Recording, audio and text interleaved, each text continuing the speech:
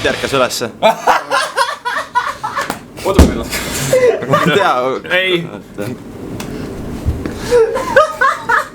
Children, please, let us get started. Las tuleb poole pealt lihtsalt. Lihtsalt sajab siis. Täiuslik. Jumala pardok nahui. Ja alustame. Okay. Alright, now you can start with introducing yourselves and stating your name and role in the band, like what instrument you play, like who's the songwriter and stuff. So I'm Mert, I'm the singer in the band, and the band is called Kuritarvitaja. I'm Mauri, and I play bass for a year about now. Yeah. I'm Rona. I flail vaguely at a guitar. And about the songwriter thing, we don't really have like a specific person who writes the song. It's just whoever has an idea, we throw it in there. I'm Noshu and I'm really shit at guitar. So can you tell us something about your band, like how it started, how did you meet? That's mostly your story. Yeah, basically I was like around 15 I think, or 14, and our first drummer and I went to the same school, and I wanted to do a band, but I wasn't like able to play any instrument, so I was like, I'm gonna scream, you know, it's easy, which it fucking isn't. But then I talked to the drummer, and he was like, yeah, let's make a band, right? So I found some members from Pirogov Park, and that didn't work out at all. But to some rehearsal, I asked Noshu to come to like see us and like ask him what he thinks of us, and he was like, yeah, you have a really good drummer, and we're gonna steal that drummer. And then some problems occurred in the band, you know, and the guitarist left, and we threw out the bassist, and then Noshu and our like real bass player, not that dude. I don't know. I wouldn't say Mauri is our fake bass player. At the moment, he's the real bass player because he's there for us. Yeah, that's fair. But anyways, then Noshu and Mati came to the band, and at some point we were like, I was asked to come to the Project Decadence rehearsal, and after that we went with Noshu to Toomemägi to write some new songs, and Rauno was like, hey, can I come with you? And we were like, yeah, sure. So you tried picking up members at Pirogov Park, and that didn't work, but at Toomemäe. Yeah, and at some point Noshu was playing Toompea on like acoustic guitar, and Rauno was like, yo, that's a really, really nice song. And Noshu was like basically joking like, hey, come to the band, and then Rauno came. And that's how the stuff went. And at some point Robin left the band, and I asked Hardi to like replace him. Our drummer Yeah. Our drummer is Hardi, who is at the moment not here because he just woke up and is gonna be late. I don't know whether he will reach us before we end this interview or not. Yeah. Yeah. He's the only talented one of us, so yeah. And like I had asked Hardi to come to the band before, some like a year before maybe, because we had some problems, you know. But Hardi said no because he wasn't like good enough player. But when I asked him again, he was like, hell yeah, man, I will come. He learned all the songs at home and just came to the rehearsal, started blasting, and that's how it went. And now it feels like he's been there forever. Like, he's the most natural guy to play drums, in my opinion.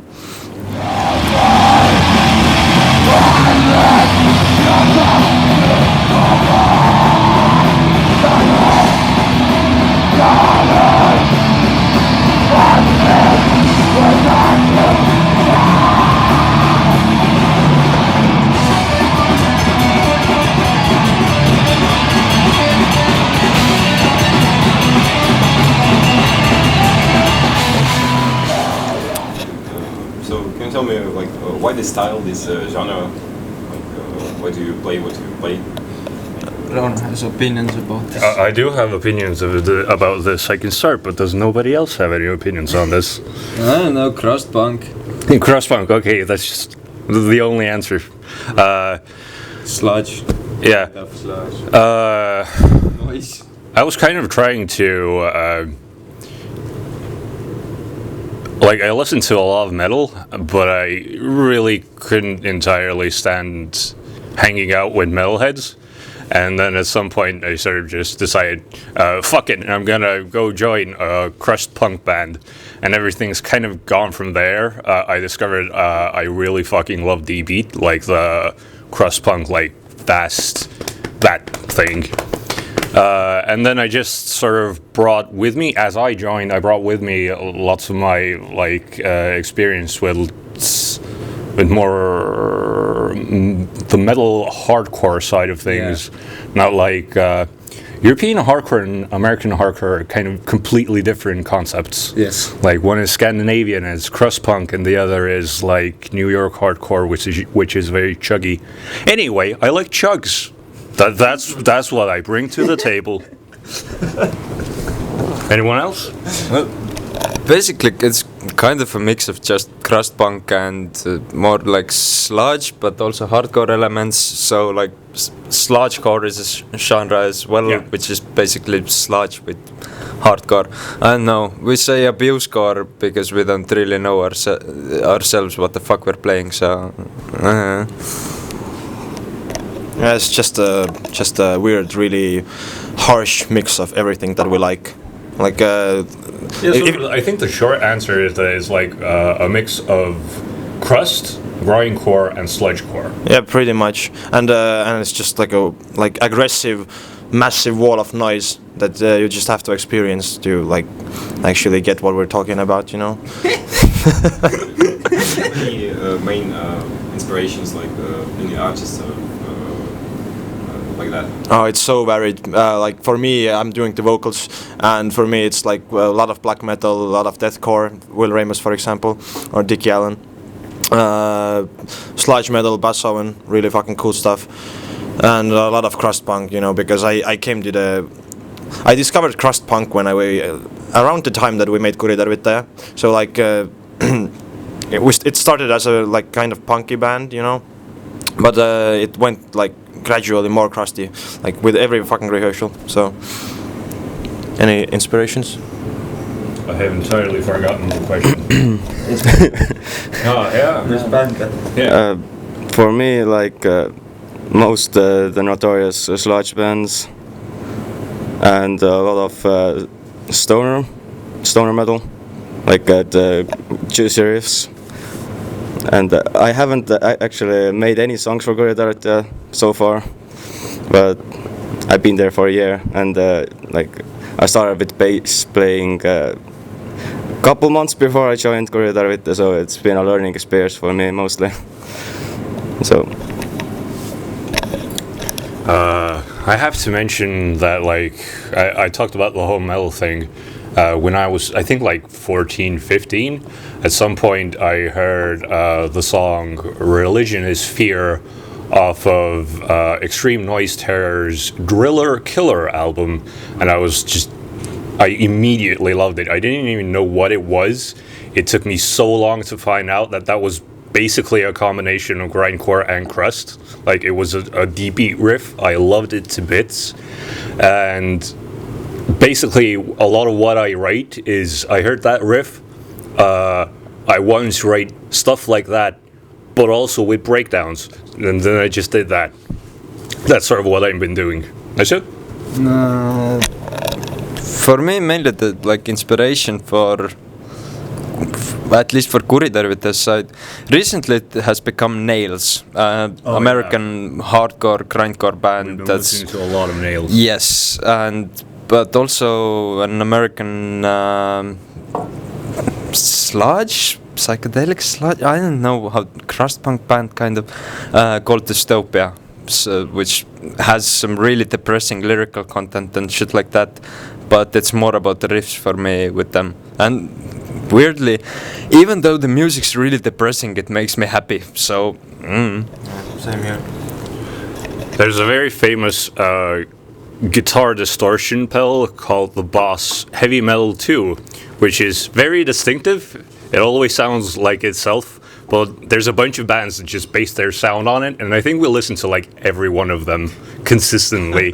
We fucking love that sound somehow. So yeah. So that's it. But, well, we know what you do. But can I ask you why you do? Do you have like a main idea that you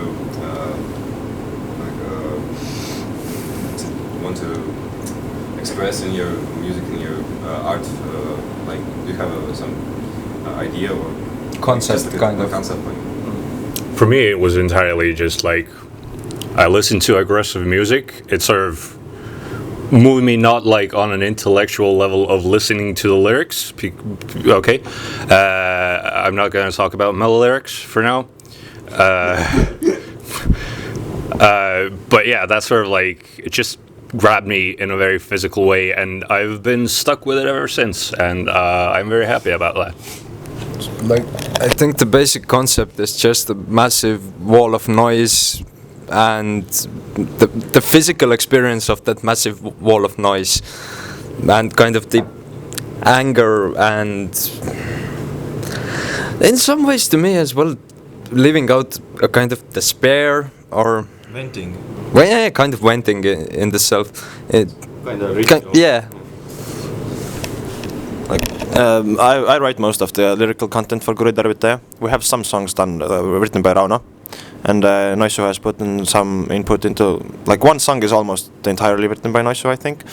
But it's most depressing. yeah, but like for me, the message of Kuritarvitaja is be free and express yourself and don't hurt others while doing that. Like that's the most important thing, and everything else comes like after that. But like the songs mostly talk about mine or our personal experiences or thoughts that we or problems that we see in the world. So like we put all that into the lyrics.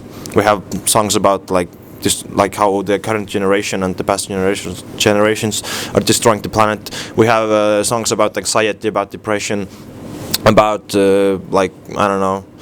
There's like gonna be some songs I think about alcohol abuse, you know, because I have had problems with that. So that's like something I want to reflect on in the lyrics, and like I want people to Relate. yeah, I want people to relate to the lyrics. I don't want to just scream some random shit that every band has done a million times before. Like I want people to read it and think and find some relief in our music, whether it's lyrically or whether it's like musically Physically. or physically, you know, because Geeks really kind of physical. yeah, because when you see the geeks, you know, when you see people moshing in front of the stage, that's one of the best feelings for me, because I see in real life how our music affects the people and how it brings joy to people. And like most of our gigs end up with like everybody on the ground, because that's a weird story that happened. Like I will tell it later when it comes up. But like that's also a really like powerful feeling that it gives, you know, because it's like a one small community at that point, you know, like everybody just down on the floor and like having the kind of connection. There is definitely like this. Do you remember who wrote about the concept of musicking? That music is like some a collective experience that people do together, and like yes, we're doing it, we're like playing on stage, but everyone in the room is sort of experiencing the music and like enjoying it and living through it together. And that's sort of how I see what you talked about, and I also fucking love it. It's great. It's quite presumptions to assume that everybody's enjoying our music. Oh yes, that's true. Yes. So, do you feel like you have a certain place in the in our scene, like where do you see yourself? Like, do you have a purpose? Like, do you stand out in some way? I wanted to, on like this subject, I just want to say that I don't necessarily feel like we have to have like a specific place or that we need to stand out. I feel like there's a community that I greatly love being a part of. So I don't necessarily like see it as this, the uniqueness, what is our place, etc., always seems sort of more competitive than what I am into in the scene. And I think what makes us stand out in the scene, the only thing is just that we have really harsh guitar sounds, bass sounds, quite a heavy hitting drummer and so on. So it's just it's kind of ear splitting in a sense, and it's not always a pleasant experience. Like we wear ear protection in our rehearsals because otherwise our ears will just be fucking ringing the whole time. You and I both already have like some hearing damage. Yeah, like I do really shitty production for bands, like sound engineer working, and like having hearing damage is really fucking annoying, especially if I have it more in one ear than the other.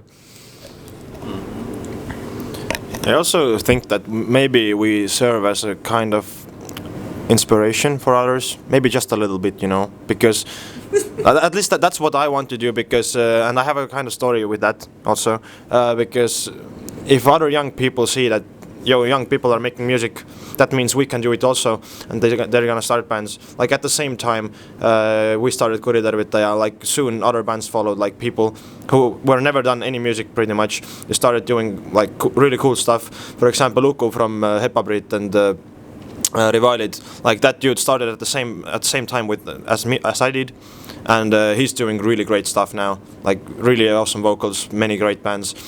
And I also have one story that's like about the inspiration part. It was in Tallinn. We were playing at Winkel, and at the end of the last song we were all laying on the floor down, and I hear that somebody screaming somewhere, like really harsh high vocals, and I'm like, fuck it, that needs to like come out of speakers, and I'm just like taking the microphone and shoving it somewhere, and I found the person screaming. And later she came to me and I was like, hey, I was screaming, and I was like, yeah, that was really great, you should start the band. Guess what she did?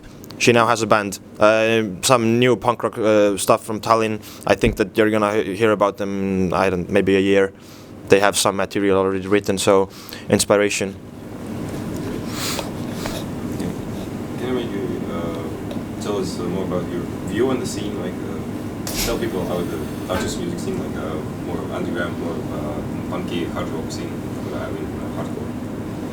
Tartu music scene is really small, and it's getting smaller. We don't have, like in Tallinn there was a surge, like really many young punks just like appeared out of nowhere, and they have a huge scene, and like all the concerts are filled with young people. In Tartu you don't see that. Like most of the concerts there are like around the same people, I think, that you see on every concert. And it's like It's also just kind of small. Yeah, we're a small town. We did have a surge, but that was around the time that we started as a band as well. And like in a sense, the scene is somewhat split due to political differences. There aren't as many these days, but there used to be a lot of Nazi punks, which we don't agree with. And that was a really big splitting factor for, like, I got into the punk scene when I was about 15, and I ended up hanging around with the older anti-fascist punks just because I couldn't get along with the Nazi punks. And for a long time I dismissed all of the other young punks because most of them were Nazis. But at some point a bunch of young punks, and not only punks but metalheads and so on, appeared, and then there was the surge of quite a lot of new bands and new people just picking up an instrument basically. I also feel it's actually kind of important to excise Nazis from your community, because a huge part of what I talked about in Mel was, I remember going to like a pretty big Mel fest, and I was hungover in the morning by the tents, and there was some sort of event I heard, and I looked over there and I see like 5 people throwing the Roman salute, and I'm like, wow, maybe I don't want to be here.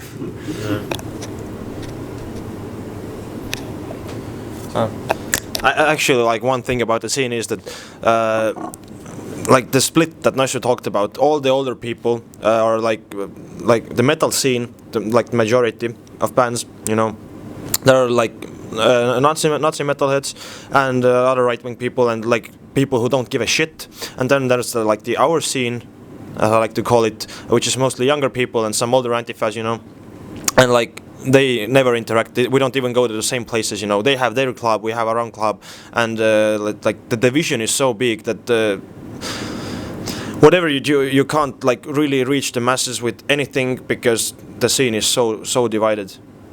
And like the younger people who come now, like sometimes, you know, one or two like appear out of somewhere. Like they're mostly normal people and share similar values with us, but like it's too little.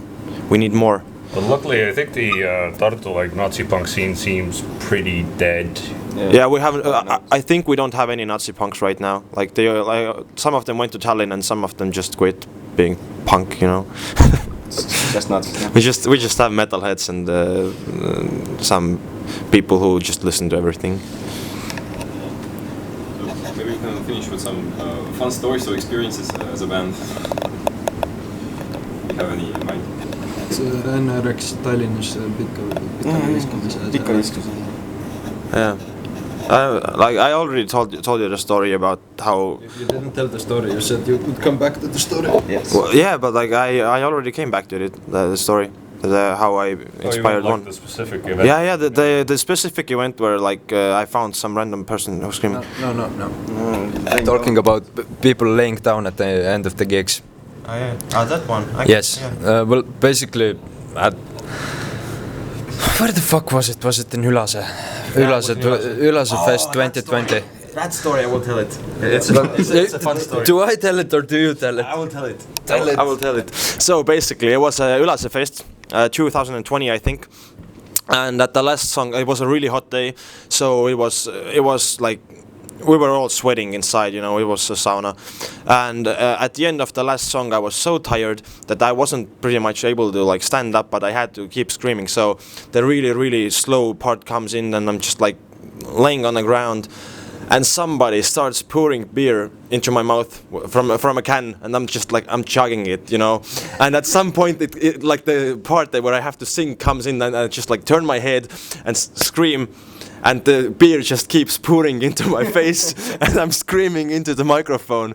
And like when I finish and I open my eyes, then I see that everybody's on the ground. Like the whole club. There was like one or two people standing by the door. Everybody else is down. And I was like, wow, that's amazing. That's so, like, as I said, powerful. And since then it's been almost every gig. Every gig where... Yeah, in Tallinn, some in Tartu also, but mostly because Tallinn people came. Yeah, but in Tallinn, like you can see our Instagram because like the expressions you see in people's faces, they're so tired, but most of them are smiling, and like that's the greatest part about making music.